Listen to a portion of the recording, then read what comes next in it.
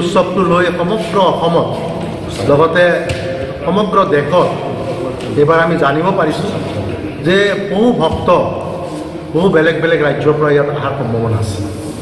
সেইকাৰণে সেই উদ্দেশ্যে আপোনালোকক ইয়ালৈ আমি নিমন্ত্ৰণ জনাইছোঁ যে আপোনালোকৰ জৰিয়তে যাতে আমি এই দৌল উৎসৱৰ যি কাৰ্যসূচী আমাৰ আছে আৰু ইতিমধ্যে আমাৰ এই কাৰ্যসূচী ৰূপায়ণ কৰিবৰ কাৰণে আমি 11টাকৈ উপসমিতি আমি গঠন কৰিছোঁ আৰু প্ৰত্যেকটা উপসমিতিয়ে খুব অভিজ্ঞ ব্যক্তিসকলৰ দ্বাৰা বনোৱা হৈছে আৰু তেওঁলোকক দায়িত্বশীল ব্যক্তিসকলক সেই উপযোগী দায়িত্বসমূহ প্ৰদান কৰা হৈছে। আৰু ইতিমধ্যে প্ৰত্যেকটা উপসমিতিৰ আহ্বায়কসকলে খুব দিনে ৰাতিয়ে কষ্ট কৰি এই দৌল উৎসৱৰ এই কাৰ্যসূচী ভাগ কেনেকৈ আমি ন্যায়ভাৱে লৈ যাব পাৰোঁ তাৰ বাবে আমি সকলোকে দায়িত্ব দিছিলোঁ আৰু সকলোৱে সেই দায়িত্ব নিষ্ঠাৰে ইতিমধ্যে পালন কৰিছে আৰু পূৰ্ণ গতিত কাম কাজ চলি আছে।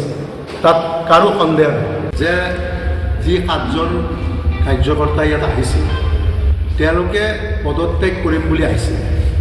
আপোনালোকৰ ওপৰত মই এৰি দিছোঁ যে পদত্যাগ কাৰ হ'ল, যিসকলে অলৰেডি বহিষ্কৃত হ'ল তেওঁলোকৰ পদত্যাগ হ'ব পাৰে আৰু তেওঁলোকে বহিষ্কৃত হোৱাৰ পিছত ক্ষান্ত নাথাকি তেওঁলোকে আদালতৰ কাষ চাপিছে আৰু আদালতেও বিষয়টো এতিয়ালৈকে চূড়ান্তকৈ একো সিদ্ধান্ত দিয়া নাই। তেওঁলোকক অলপ দিন আগত আমাৰে এটা দুৰ্বলতাৰ কাৰণে তেওঁলোকক এটা এডক ইনজাংচন অৰ্ডাৰ এটা লৈ আহিছিল। টেম্পৰাৰী ইনজাংচনটোত তেওঁলোকক সমমৰ্যাদাৰে ইয়াত থান পৰিদৰ্শন কৰিব, এইখিনি সা সুবিধা তেওঁলোকে কৰিব পাৰিব বুলি কোৱা আছিল। আমি কাৰো তেওঁলোকক বাধা দিয়া নাই, তেওঁলোকে আমাৰ তাতো বহিছে আহিছে কৰিছে। কোনো কালতে এনেধৰণৰ ধন আমি দিয়া হোৱা নাই আৰু যি 85,000 ৰুপিজ সাংবাদিকসকলক দিয়া বুলি যিটো অপপ্ৰচাৰ চলাইছিলে কোনোবা সাংবাদিকসকলে, মই ভাবোঁ যে আপোনালোকেও আজিৰ পৰা এটা স্পষ্ট বাতৰি জৰিয়তে প্ৰকাশ কৰি দিয়ক যে সাংবাদিকসকলে পইচা লৈ পেলাই সাংবাদিকতা কৰিবলৈ কেতিয়াও নাহে। আৰু আমি ভট্টদবা থান সমিতিও এইটো বিশ্বাস কৰোঁ যে আপোনালোকৰ পবিত্ৰতাৰ ওপৰত যদি কোনোবাই আঙুলি তুলিছে তাৰ বাবে যদি কিবা কৰণীয় থাকে ভট্টদবা থান পৰিচালনা সমিতিও সাজু আছে আপোনালোকৰ লগত। আমি কেতিয়াও আপোনালোকক এই 50,000 টকা কেতিয়াও দিয়া নাই আৰু আমি থান পৰিচালনা সমিতিয়ে কেতিয়াও নিদিওঁ আৰু কেতিয়াও দিয়াও নাছিলোঁ। আৰু এনে এটা মিছা বাতৰিয়ে আপোনালোকৰ মাজত এটা বিভ্ৰান্তি সৃষ্টি কৰিছে। মই ভাবোঁ এই ক্ষেত্ৰত আপোনালোকে স্পষ্ট আজিৰ আমাৰ বাতৰিৰ জৰিয়তে যাতে প্ৰকাশ কৰি দিয়ে। আৰু কেইবাটাও দিশ আছে আপোনালোকে বাতৰি পৰিৱেশন কৰিব পাৰিব কাৰো নাম চোৱা নকৰা, কিন্তু সমালোচনা যাতে নহয় তাৰ কাৰণে মই আপোনালোকৰ ওচৰত এটা অনুৰোধ জনাব বিচাৰিছোঁ। সমালোচনা আমাক কৰিব নালাগে। আমাক যদি সমালোচনা কৰাতকৈ আমাৰ লগত যদি আপোনালোকে পঢ়িবলৈ ইচ্ছা কৰে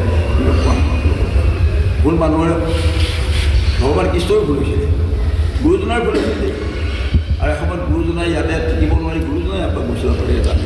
গতিকে আমি এটা সামান্য মানুহ, গুৰুজনাই 67 বছৰ বৰদবাদ দিলে গুচি যাবলগীয়া হ'ল আৰু এতিয়া আমি সামান্য মানুহ, আমাৰ বাৰু কিবা ধৈৰ্য আছে তথাপিও সততা দৃঢ়তা একতা সমন্বয়ত আমি আছোঁ।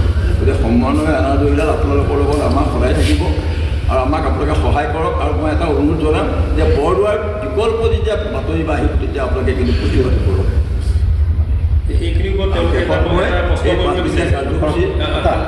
যিহেতুকে আপোনালোকক জনাই থওঁ বিষয়টো আমাৰ আইনৰ গড়ত আছে।